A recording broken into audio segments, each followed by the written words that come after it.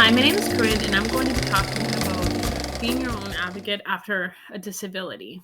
In my case, it's a stroke. Now, I am struggling to get through these videos. This is my millionth time doing this.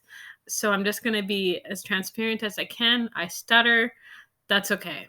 And sometimes I have a hard time coming up with the words. People say I should do a script, but I can't do a script. Anyways, I'm in Canada here, so some of the benefits that I've applied for that I've talked about may not be relevant to you, but taking away the bigger picture is being your own advocate. So on January 7th, 2016, I had my stroke. AVM. I was born with the AVM. It's called arterial vein malformation. And so something with my pregnancy just caused the brain to bleed. Anyways, so when I was discharged from the hospital, nobody ever told me what I could apply for. And it wasn't until 2 years after my son was born, because I put all my energies into him, that I started doing some research myself and finding out what I could apply for. In Canada, here it's disability tax credit. They'll give you relief on your taxes. And then there is the RDSP, which is Registered Disability Savings Plan. So the government will match you up to $1,000 a year for everything you put in. And then there's the provincial aid, which in my case it's called AISH. That's for the severely handicapped.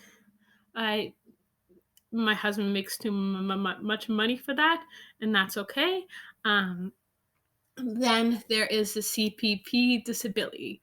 So that's the one I'm still fighting for. Here is my health file and my correspondence with the government. So I quit work December 2013, and then I went back to school January 2014, and then I was building my own day home in my basement. That's where dreams go to die. It's really cool down there, but my son only goes in there when his friends are here because he's scared otherwise. But anyways, so I was building my own day home, and then I became pregnant. But because I had lost E4 to prune belly and to miscarriages, I was like, well, I'm not going to work until he's 6 months old, right? And then I had my stroke when I was 5 months pregnant on January 7th, 2016. So then I applied for CPP disability, and I've been fighting ever since, because they said that my claim to this money that I put in was December 31st, 2015. And then I had my stroke 7 days later, January 7th, 2016. So they're arguing with me by 7 days.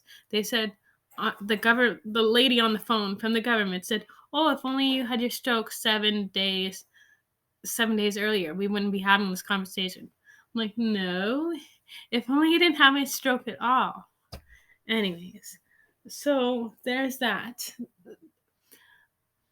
The point of this is to say, like, the point of this is to say, before I wouldn't send my steak back. Before my stroke, I wouldn't send my steak back.